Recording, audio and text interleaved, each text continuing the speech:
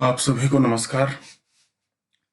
The Netra के civil services channel में आपका स्वागत है। सबसे पहले तो माफ़ी, क्योंकि अचानक तबीयत मेरी इतनी ज़्यादा बिगड़ गई जिससे मैं वीडियो कंटिन्यू नहीं कर पाया। मैं आपसे वादा किया था कि 2-1 दिन पर वीडियो में कुछ आपके एग्ज़ाम के पॉइंट ऑफ व्यू से लाता रहूँगा, लेकिन तबीयत ज़्यादा बिगड़ गई बाबू, तो इसीलिए थोड़ा सा ये वीडियो का सिलसिला डिसकंटिन्यू हुआ, उसके लिए माफ़ी। और अब ठीक हो रहा हूँ, पूरी तरीके से तो नहीं कहा जा सकता, लेकिन ठीक हो रहा हूँ, अच्छे से हो चुका हूँ लगभग लगभग।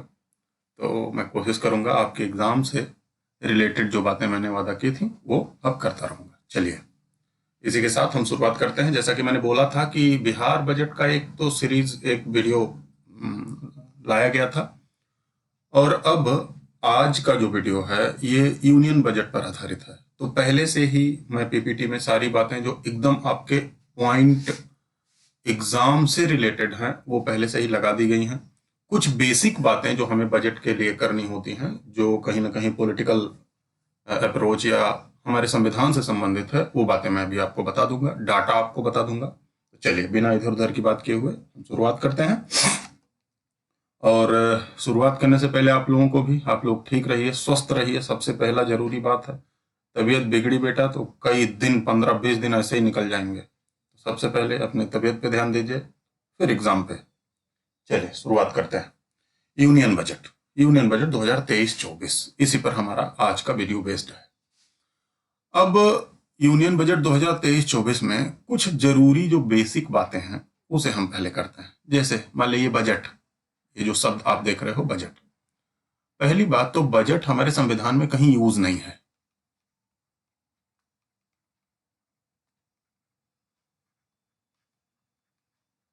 हमारे संविधान में बजट कहीं यूज ही नहीं है, कहीं भी बजट नहीं है। बजट का मतलब वैसे भी चमड़े का थैला होता है। बजट कुल मिला जुला के हमारे संविधान के 3 अनुच्छेदों में जिक्र है इसका।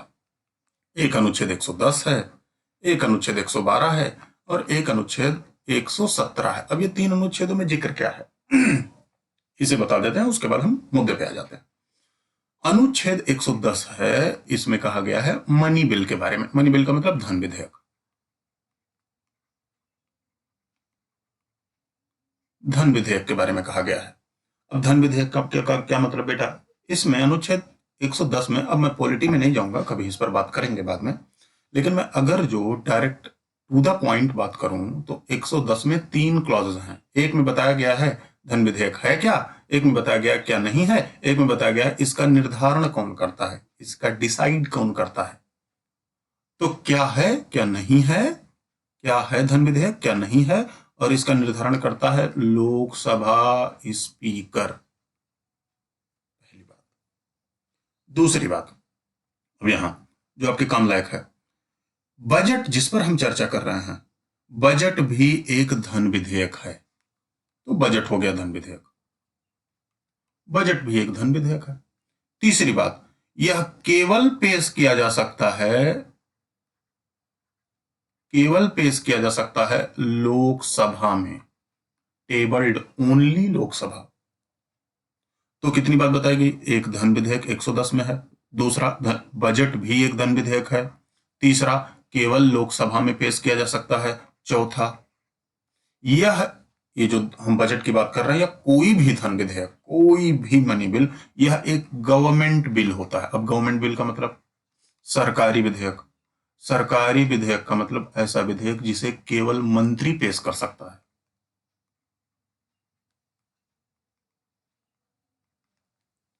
टेबल्ड ओनली मिनिस्टर, केवल मंत्री पेश कर सकता है, दूसरा कोई नहीं। मतलब बीजेपी का इस समय सरकार समझ लो है, तो उसका भी कोई सदस्य नहीं, सिर्फ मंत्री पद पर जो है वही पेश कर सकता है। इसका मतलब सरकारी विधेयक। गैर मंत्री मतलब कोई भी मेंबर ऑफ पार्लियामेंट कोई भी पेश करे तो वो प्राइवेट बिल होता है। तो 3-4 बातें आपको बताई गई। पहली बात, मनी बिल 110 में, दूसरा बजट भी एक मनी बिल है, तीसरा केवल लोकसभा में पेश हो सकता है, चौथा ये केवल मंत्री के द्वारा पेश हो सकता है, इसका मतलब सरकारी विधेयक है।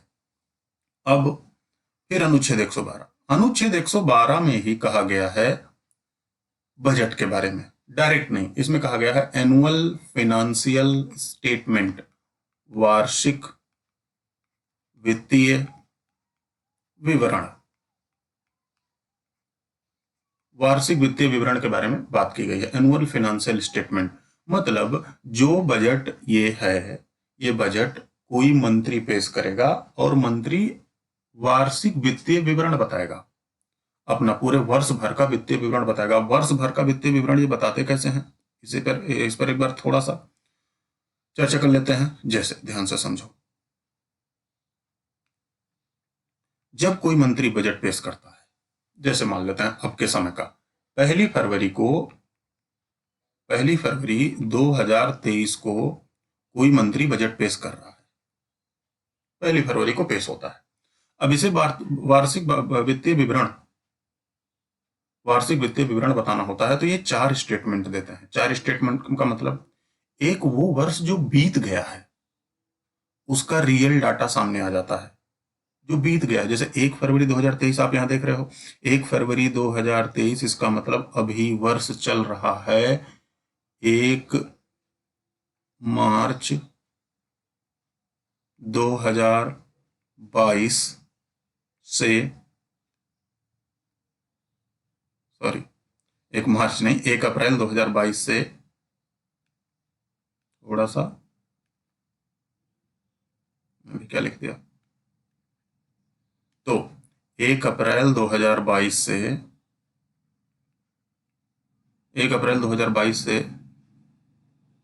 31 मार्च 2023 अभी वर्ष चल रहा है। ये फाइनेंशियल ईयर होता है 1 अप्रैल से 31 मार्च। तो मान लिया वित्त मंत्री बजट पेश कर रही हैं 1 फरवरी 2023 को, इसका मतलब अभी तो 2022 और 23 चल रहा है, अगला आने वाला है कहीं 1 अप्रैल 2023 को। इसका मतलब ये जो साल है 1 फरवरी का, ये जो साल है, पिछला साल बीत चुका होगा, मतलब पिछले वर्ष का वास्तविक अनुमान ये पेश करेंगे। रियल पिछला वर्ष मतलब 2021-22, 2021-22 ये तो बीत चुका है। दूसरा करेंट ईयर, जो वर्ष चल रहा है, ये 1 फरवरी वाला, इसका भी 1 फरवरी 2023 है। 1 फरवरी 2023 का मतलब अब बेटा इसका डाटा आ चुका है 1 अप्रैल 2022 से 31 दिसंबर 2022 तक का डाटा वित्त मंत्री के पास रहता है। जब वो 1 फरवरी को बजट पेश करती हैं तो इसका डाटा आ चुका है, तो इसका अनुमान दूसरा स्टेटमेंट को पेश करती हैं।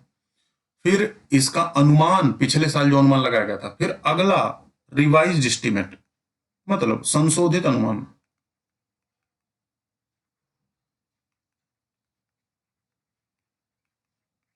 तो ये होता है बजट एस्टीमेट, बजटीय अनुमान, जो पिछले साल पेश करते वक्त अनुमान लगाया गया था। रियल तो कुछ हो नहीं सकता कि हम भविष्य में इतना ही खर्च करेंगे, ऐसा तो कुछ लगाया नहीं जा सकता, तो बजट अनुमान लगाया जाता है, तो उसका डाटा आ चुका है। लेकिन पूरा लगभग 8-9 महीने बीत चुके हैं, तो रिवाइज्ड एस्टीमेट भी आ जाता है, ये भी डाटा वित्त मंत्री पेश करती हैं। अब उसके बाद अगला स्लाइड का मतलब अगला पॉइंट का मतलब आप ऐसे समझो, अब 2024 जो शुरू होने वाला है, 2023 और 24, इसका बजट अनुमान फिर लगाया जाएगा आज ही के दिन। इसका बजट अनुमान, ये भी बजट एस्टीमेट, ये भी तो अनुमान लगाया जा सकता है, क्योंकि हम इस मद में इतना खर्च करेंगे, इस मद में इतना खर्च करेंगे, तो ये भी बजट एस्टीमेट ही होगा, बजट अनुमान जिसे कहते हैं, ये भी होगा, लेकिन ये 2023-24 के लिए होगा। ऐसे जिस साल जिस दिन बजट वित्त मंत्री बजट पेश करेंगे, उन्हें 4 डाटा रखना होता है। एक जो वर्ष बीत चुका है, एक जिस वर्ष में वो बजट पेश कर रही है उसका 8-10 महीना देखो, अप्रैल, मई, जून, जुलाई, अगस्त, सितंबर, अक्टूबर, नवंबर, दिसंबर, 9 महीना उसका बीत चुका है, तो उसका पिछले साल बजट अनुमान लगाई थी वो, और अब खर्च कैसे हुए हैं, थोड़ा ज्यादा कहीं थोड़ा कम, वो 2 डाटा इसका, और अगले साल का बजट अनुमान। तो ये वार्षिक वित्तीय विवरण 112 अनुच्छेद में ये लिखा है। तीसरा फिर से 117, अब 117 क्या कह रहा है? 117 कह रहा है कि कोई भी मनी बिल हो, यहां देखो धन विधेयक, कोई भी धन विधेयक है इसे राष्ट्रपति की मंजूरी लेनी पड़ती है पेश करने से पहले।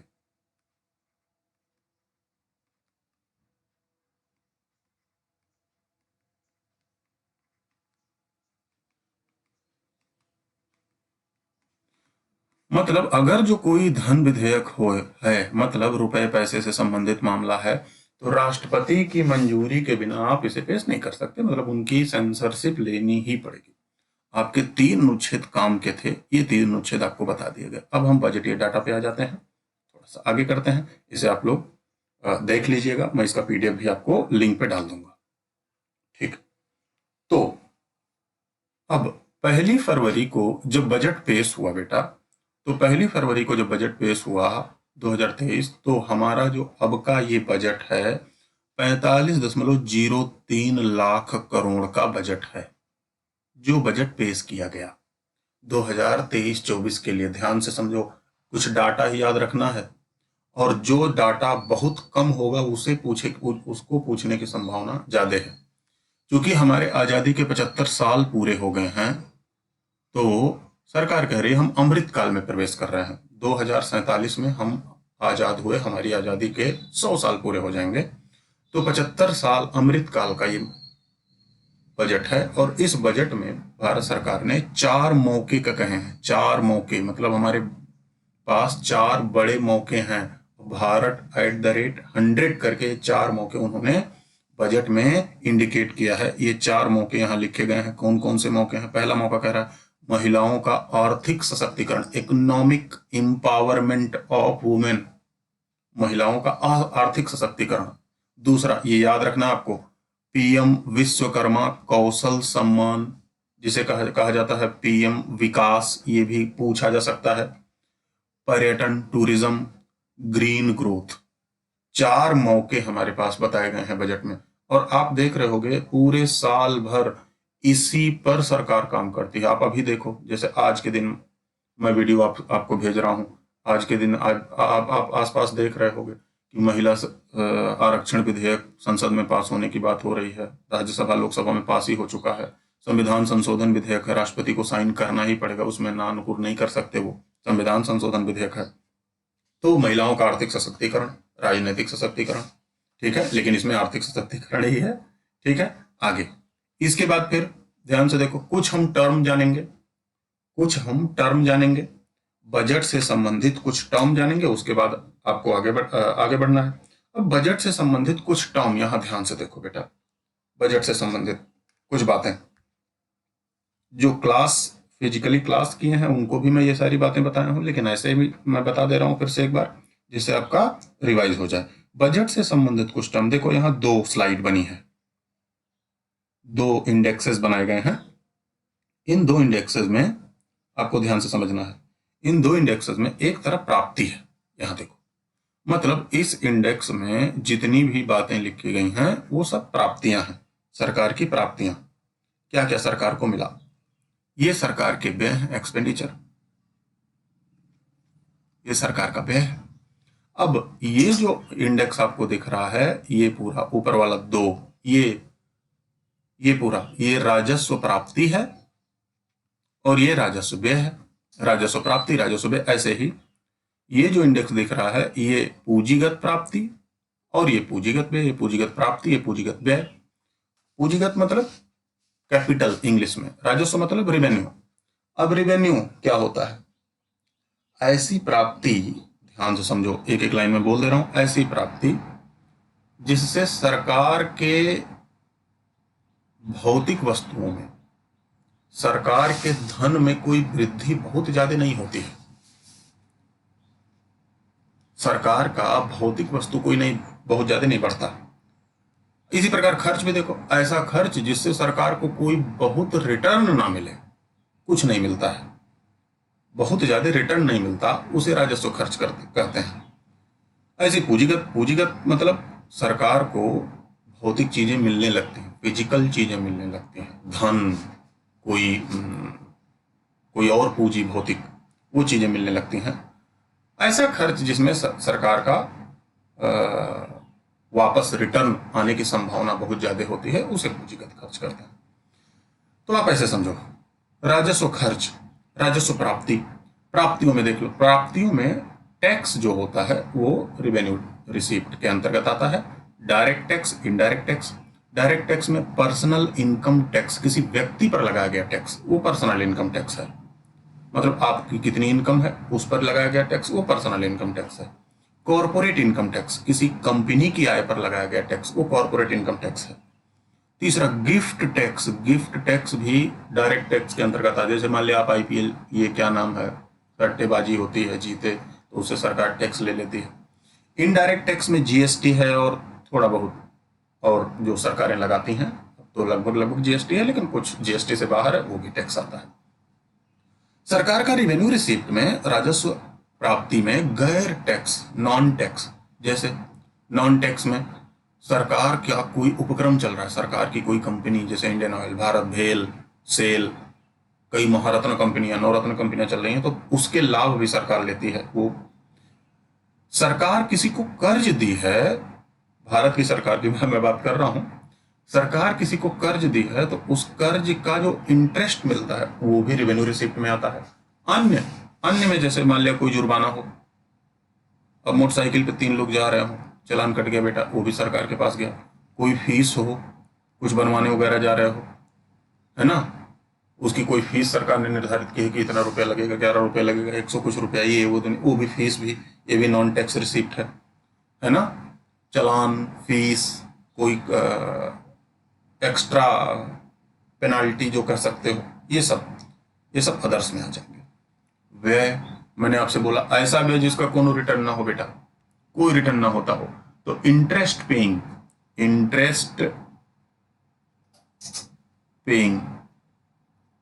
ब्याज व्यय। अब बताओ, जितना ज्यादा कर्ज लोगे आप उतना ज्यादा ब्याज देना पड़ेगा। ब्याज देने से क्या रिटर्न मिलेगा? कुछ नहीं। प्रतिरक्षा मतलब defence and intelligence, defence and intelligence. अब डिफेंस एंड इंटेलिजेंस से क्या रिटर्न मिलता है? कुछ भी नहीं मिलता है। लेकिन भाई आपके आसपास की परिस्थितियां अगर जो अनुकूल नहीं है तो आपको डिफेंस पे खर्चा करना पड़ता है, अच्छे से खर्चा करना पड़ता है। स्विट्जरलैंड बीच में है यूरोप के, कभी ना तो युद्ध लड़ा, ना तो बहुत ज्यादा वहां पुलिसिंग है, कुछ भी नहीं है। तो अगर जो आपके पास आसपास देश की स्थिति फेवरेबल है तो ठीक है, नहीं तो इस पे खर्च करना पड़ता है, इसे आप कम नहीं कर सकते। सब्सिडी, अब सब्सिडी से क्या मिलता है? कोई रिटर्न नहीं, लेकिन सरकारों को देना पड़ता है। लोक कल्याणकारी सरकारें हैं, गरीबी अमीरी तमाम है, हर आदमी की स्थिति एक जैसी नहीं, सब्सिडी देना पड़ता है। मेंटेनेंस, पुराने बिल्डिंग है, पुरानी चीजें हैं, उसका मेंटेनेंस, नई चीजें जो बन रही हैं उसका मेंटेनेंस, और भी ये सारे खर्च रेवेन्यू एक्सपेंडिचर के अंतर्गत आते हैं। अब पूंजीगत पे आ जाते हैं, कैपिटल पे आ जाते हैं। कैपिटल में एमबी मतलब बाजार उधार, मार्केट बारोइंग। अब बाजार उधार पे मैं 2 एरो लगाया हूं, मतलब सरकार जब बाजार से उधार लेती है, 2 एरो इसलिए लगाया क्योंकि एक सरकार एक्स्ट्रा कॉमर्शियल बारोइंग करती है, ECB यहां लिखा हूं, देखो, मतलब बाहर से जब उधार लेती है, देश के बाहर से। अब देश के बाहर से कैसे भी उधार ले सकती है, वर्ल्ड बैंक भी देता है, कोई दूसरा देश भी देता है, कोई अपना शेयर, अपना कोई सामान हो उससे, उसके द्वारा भी निकाले जाते हैं पैसे। इंटरनल कॉमर्शियल बारोइंग, इंटरनल मतलब देश के अंदर से उधार लेना, शेयर लगा देना, कोई भी चीज और कुछ, किसी भी तरीके से उधार सरकार लेती है, बाहर से भी अंदर से भी, इसे बाजार उधार कहते हैं। तो बाजार उधार, मार्केट बारोइंग, ये पूंजीगत प्राप्ति है, क्योंकि इससे उधार आप लोगे तो डायरेक्ट पैसा दिखेगा। हाँ, ये बात अलग है, उस उधार का इंटरेस्ट पेइंग आपको, आपका रेवेन्यू एक्सपेंडिचर है, राजस्व खर्च में आता है इंटरेस्ट पेइंग, यहां मैंने बताया है। लेकिन मार्केट बारोइंग जो है, उधार लेना, इससे डायरेक्ट पैसे मिलते हैं, तो ये कैपिटल एक्सपेंडिचर है, कैपिटल रिसिप्ट है। ऐसे ही उधार को बांटना, अब बाहर विदेशी, जैसे मैंने बताया, और देशी। विदेशों में जैसे मान लिया श्रीलंका को सरकार आजकल उधार देती है, लाइन ऑफ क्रेडिट देती है, उधार देती है, कुछ ग्रांट दे दिए जाते हैं कि चलो इतना रुपया ऐसे ही ले लो।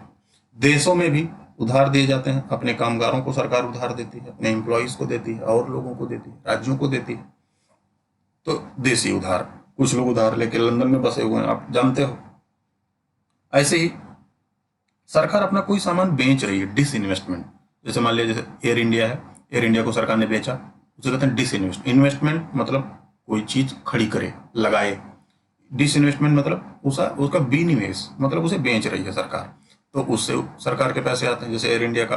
ऐसे ही इन्वेस्टमेंट क्या होगा, जब डिसइन्वेस्टमेंट प्राप्ति होगा पूंजीगत, इन्वेस्टमेंट व्यय होगा, और इससे रिटर्न मिलेगा। कहीं भी व्यय करो, इन्वेस्टमेंट करोगे, एजुकेशन पे इन्वेस्टमेंट करो, एग्रीकल्चर पे इन्वेस्टमेंट करो, इंफ्रास्ट्रक्चर पे इन्वेस्टमेंट करो, इससे रिटर्न मिलता है।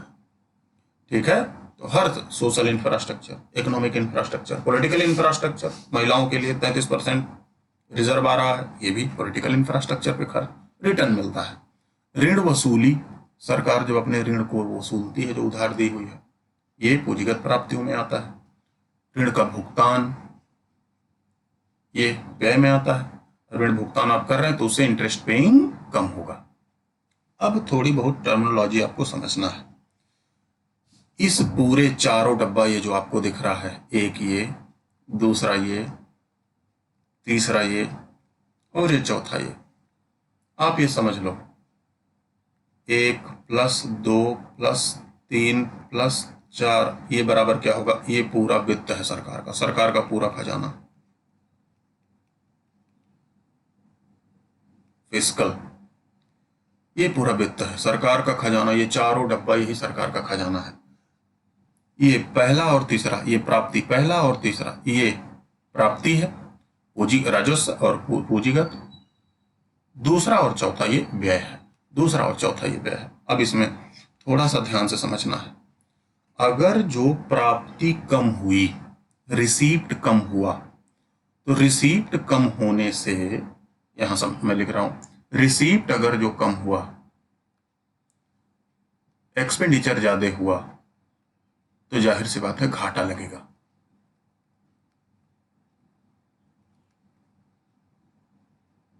डेफिसिट होगा। अब इसी प्रकार आप डेफिसिट समझ लो। मान लेते हैं रिवेन्यू रिसीप्ट, ये राजस्व प्राप्ति कम हो गई, आर रिवेन्यू रिसीप्ट कम हो गई रिवेन्यू एक्सपेंडिचर से, तो उसे राजस्व घाटा कहते हैं, जो होता ही है। हर सरकार का घाटा लगता है, क्योंकि अगले बजट में वो ज्यादा खर्च करने की कोशिश करते हैं, तो उसके लिए उन्हें उधार लेना होता है। ऐसे ही अगर जो कैपिटल रिसीप्ट, ये कैपिटल एक्सपेंडिचर, तो कैपिटल डेफिसिट होगा। और मान लिया टोटल रिसिप्ट, अब टोटल रिसिप्ट क्या, ये टोटल रिसिप्ट, इसे भी जोड़ दो, इसे भी जोड़ो, इसे भी जोड़ो, total receipt, total expenditure, total receipt, total expenditure, मतलब जितना मिला, जितना खर्च हुआ, जितना मिला, जितना खर्च हुआ, कुल मिला जुला के टोटल रिसिप्ट हुआ। ठीक है, और टोटल रिसिप्ट हुआ। अब इस टोटल रिसिप्ट से अगर टोटल एक्सपेंडिचर घटाओगे, अगर एक्सपेंडिचर ज्यादा होगा तो फिस्कल डेफिसिट कहलाता है। अगर जो एक्सपेंडिचर ज्यादा होगा तो फिस्कल डेफिसिट कहलाता है, मतलब वित्त ही घाटे में है पूरा, लगभग रहता है, कुछ परसेंट रहता ही है, उसका डाटा हम अभी देखेंगे। ठीक है, अगला एक टर्म आता है प्राइमरी रिसिप्ट। प्राइमरी रिसिप्ट, तो जितना सरकार को मिला टोटल रिसिप्ट, जब उससे उधार घटा देंगे, मार्केट बोरोइंग, जब उसमें से उधार घटा देंगे तो वही हो जाएगा प्राइमरी रिसिप्ट, प्राथमिक प्राप्ति, वही हो जाएगा प्राथमिक प्राप्ति। मार्केट बोरोइंग, जितना मिला उससे उधार जो आप लिए हैं वो घटा दें, उसे प्राइमरी रिसिप्ट कहते हैं।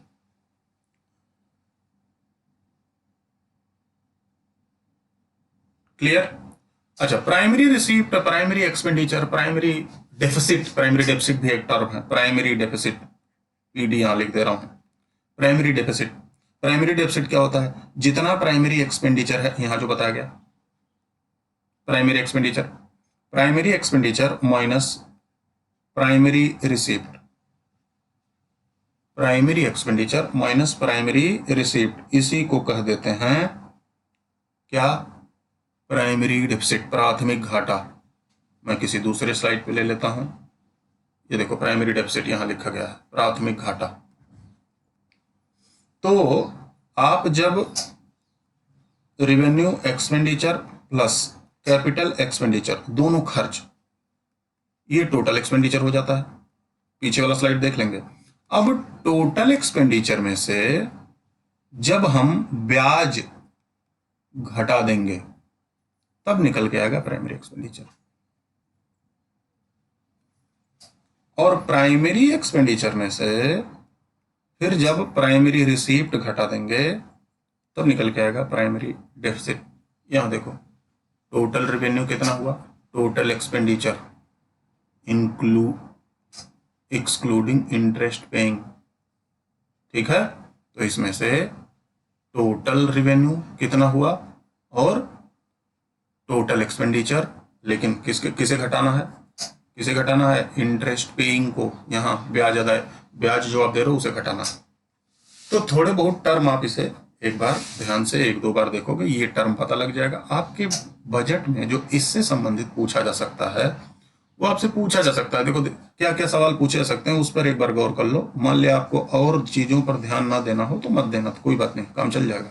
जैसे आपसे पूछा जा सकता है निम्नलिखित में से ये खर्च किस मद में आता है रावण, जैसे मान लिया ब्याज अदायगी दे दिया, इंटरेस्ट पेइंग दे दिया, डिफेंस दे दिया, सब्सिडी, मेंटेनेंस, अदर, कोई फी, जुर्माना, पूछ लिया कौन से खर्च में आता है, राजस्व खर्च, राजस्व प्राप्ति, पूंजीगत खर्च, पूंजीगत प्राप्ति, ऐसे एबीसीडी करके दे देगा।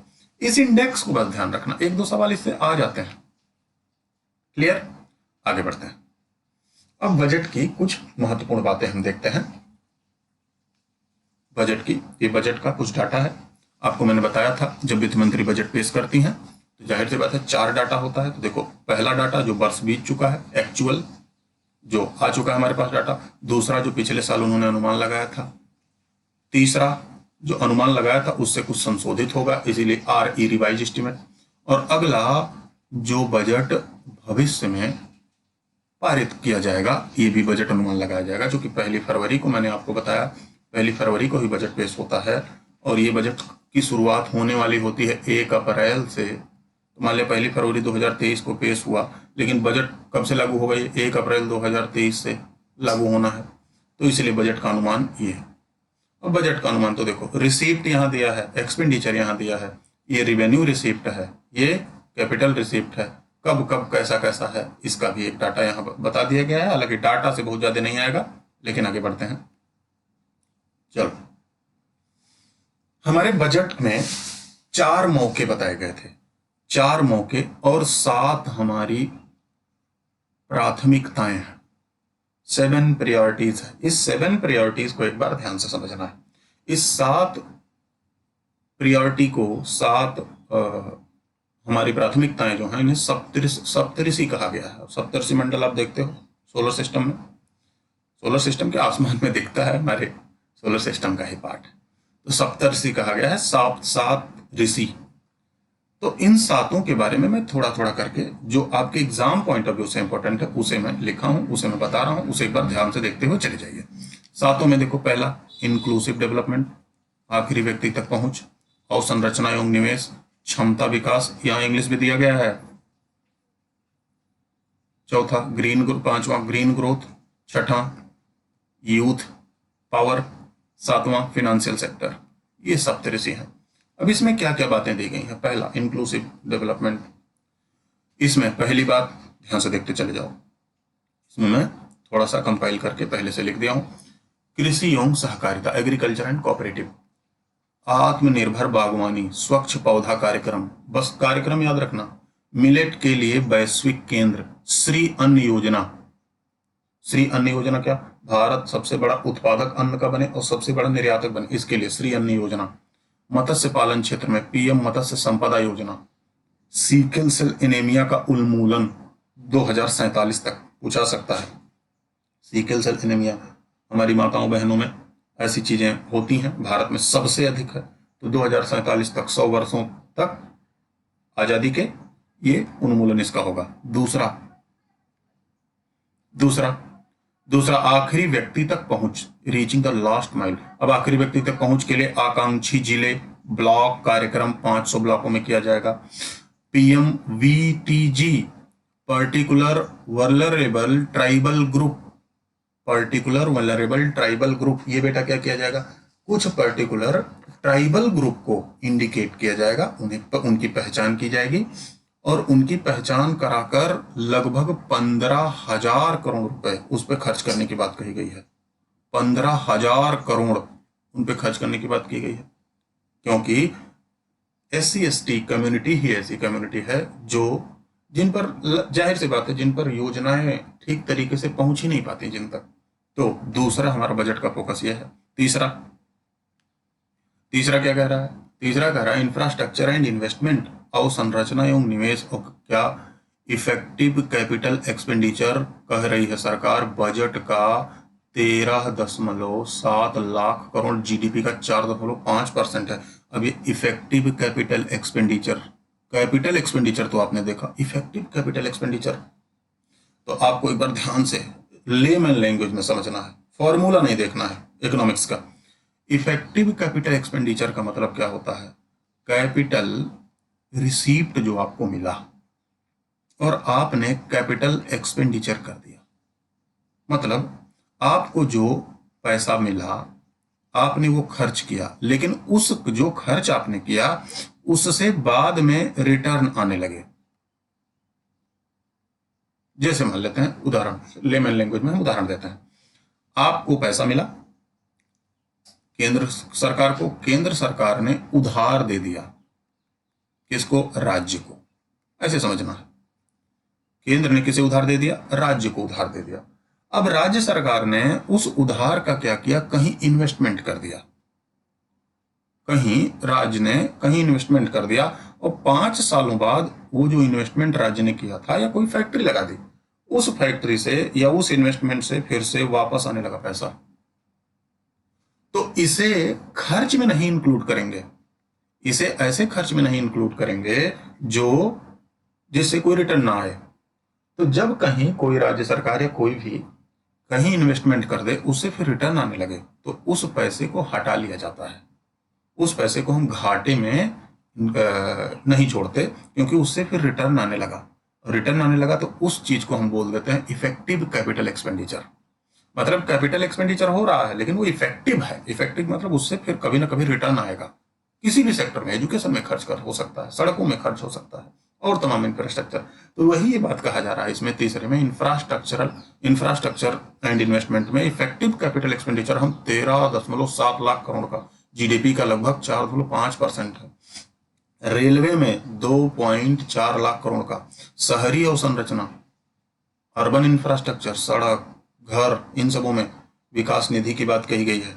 चौथा, क्षमता विकास कार्यक्रम।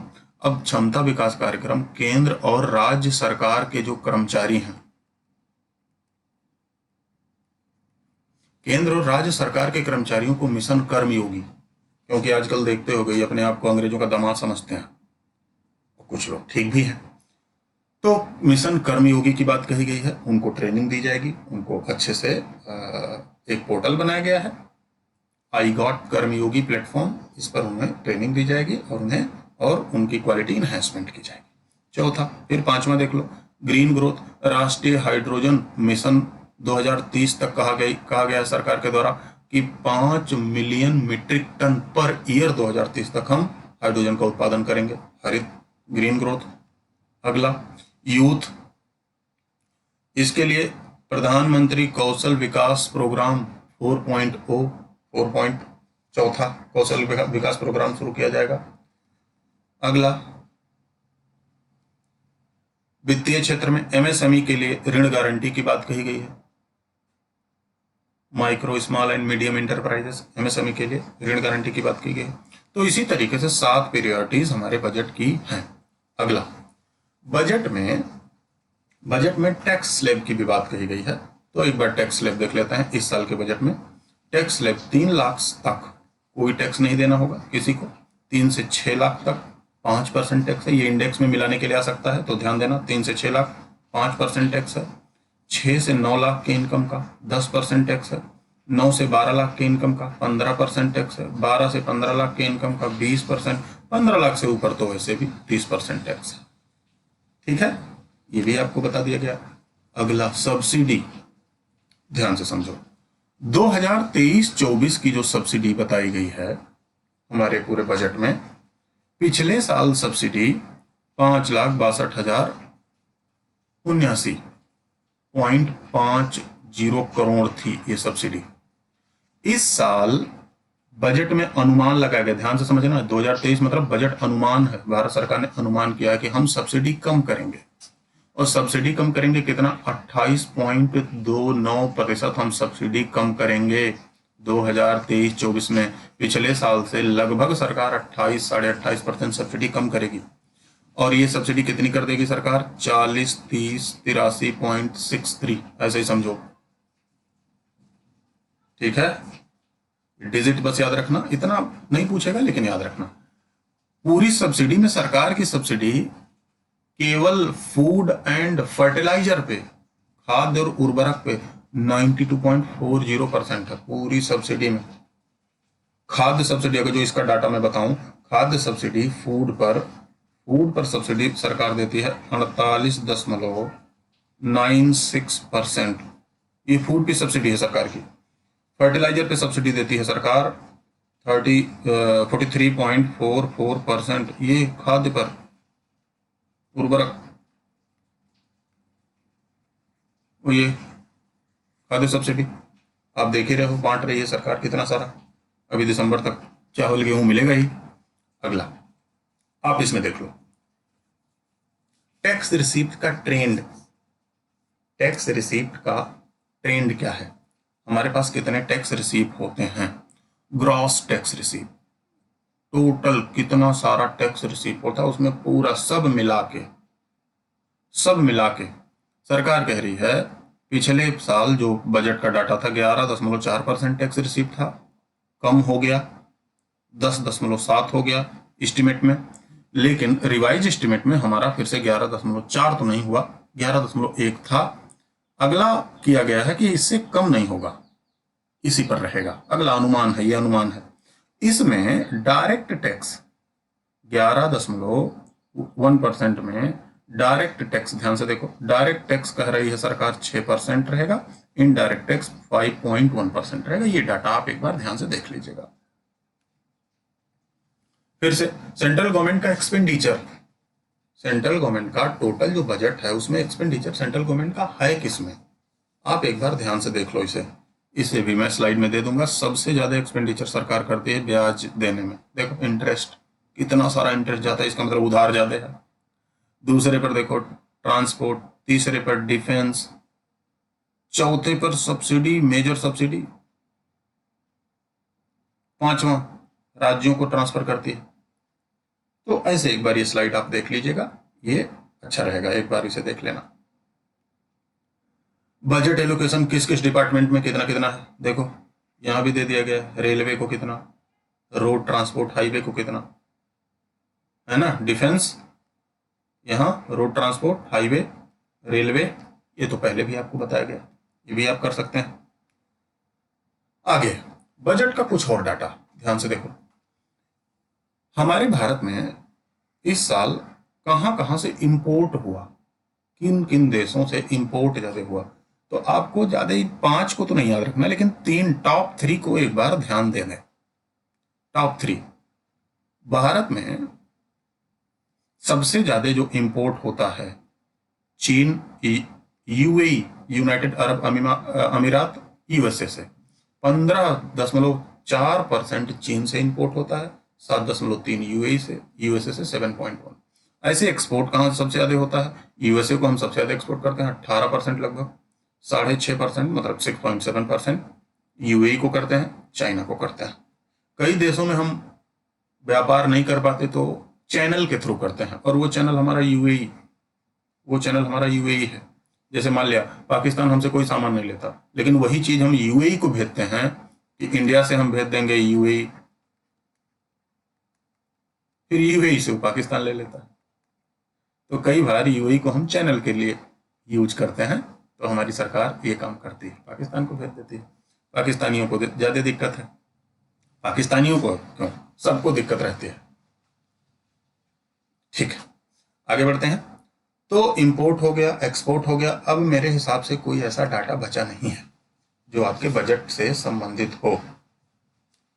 थोड़े बहुत डाटा अगर जो हैं तो उसे मैं आपको करा दे रहा हूं। जैसे एक टर्म होता है बजट का, जीडीएस, ग्रॉस डोमेस्टिक सेविंग, सीधी सीधी बात बचत। पूरे विश्व में सबसे अधिक बचत जो करता है वो चाइना करता है। उसका जीडीएस, ग्रॉस डोमेस्टिक सेविंग, उसका सबसे अधिक रहता है, उसका जीडीएस सबसे अधिक रहता है। दूसरे नंबर पे भारत सरकार का। भारत सरकार जबरदस्ती नहीं बोलती किसी को बचाने के लिए, लेकिन हमारे माँ बहनों की प्रवृत्ति ऐसी है कि वो बचाते हैं, इसलिए भारत सरकार का बजट, भारत में बचत अधिक होता है। लेकिन बजट कैसे होता है? बचत, बचत में कुल मिला जुलाकर अगर जो मैं बात करूं तो 3 सेक्टर पकड़ो। हाउस होल्ड, हाउस होल्ड मतलब घरेलू, मतलब घर में। दूसरा प्राइवेट, निजी मतलब कंपनी वगैरह जो निजी लोग हैं, निजी। तीसरा पब्लिक, पब्लिक मतलब सरकार।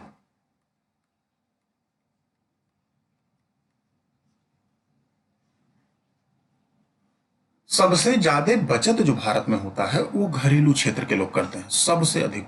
उसके बाद निजी लोग मतलब प्राइवेट कंपनियां अपना बचत करती हैं। सबसे कम बचत किसी के पास होता है तो सरकार, सरकार का बचत होता नहीं, कभी कभी सरकार घाटे में चली जाती है। जैसे मैं उदाहरण दूं, ध्यान से, डाटा इस पर बात करते हैं। घरेलू क्षेत्र का बजट 2019-20 का डाटा इस बजट में क्लियर है। घरेलू क्षेत्र का बचत जो था वो कुल इनकम का, घरेलू क्षेत्र कह रहे हैं मतलब टोटल जो बचत था कुल इनकम का, भारत में बचत 29.9% था, जिसमें घरेलू क्षेत्र में 19.6%, निजी क्षेत्र में 10.5%, और फिर देखो सार्वजनिक क्षेत्र, पब्लिक सेक्टर में -0.2%। ये डाटा है। अब खुद आप सोचो, घरेलू क्षेत्र में लगभग 19.5% बचत हो जा रहा है, 10.5% निजी क्षेत्र में, पब्लिक सेक्टर मतलब सरकार क्या बचत ही नहीं कर पा रही है। ऐसे ही डाटा 2020-21 का, 20-21 में इतना ही लिख दे रहा हूं, इसका बचत 28.2% है। इसका मतलब पिछले साल के मुकाबले में इस साल हमारी सेविंग कम हुई है। और इस सेविंग में लेकिन घरेलू क्षेत्र की सेविंग बढ़ी है। ये कितना हो गई है? 22.2% हो गई है। निजी क्षेत्र की सेविंग कम हुई है, 10% हुई है। सरकारी क्षेत्र की सेविंग और कम हुई है, 0.4%। तो एक टर्म ये भी था, इसे भी आपने जान लिया। अच्छा, कुछ चीजों को आप एक बार ध्यान से और समझ लो। कुछ अनाज के बारे में आप जान लो, कहाँ सबसे अधिक होते हैं, कहाँ उससे कम होते हैं, ये भी जान लो। जैसे मैं जल्दी जल्दी लिख दे रहा हूं, चावल की अगर जो मैं बात करूं, चावल की बात करूं तो पहले नंबर पर पश्चिम बंगाल है, फिर उसके बाद यूपी है, फिर उसके बाद पंजाब है। चावल। गेहूं की अगर जो बात करें, गेहूं की बात करें, यूपी, मध्य प्रदेश, पंजाब, यूपी, मध्य प्रदेश, पंजाब। फिर ऐसे ही अरहर की बात करें, अरहर की महाराष्ट्र, कर्नाटक, उत्तर प्रदेश, महाराष्ट्र, कर्नाटक, उत्तर प्रदेश। कुल दालें, जितनी दालें होती हैं सारी दालों में, मध्य प्रदेश, महाराष्ट्र, राजस्थान, मध्य प्रदेश, महाराष्ट्र, राजस्थान। ये डाटा बड़ा इंपॉर्टेंट है, एक बार देख लेना। कुल तेल जो तिलहन होता है, सारी तिलहन फसलें, जितनी तिलहन फसलें हैं सारी, राजस्थान, मध्य प्रदेश, गुजरात जो एरिड स्टेट है, कपास, कपास में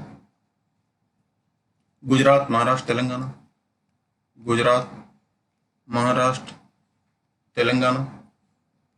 जूट में, जूट में वेस्ट बंगाल,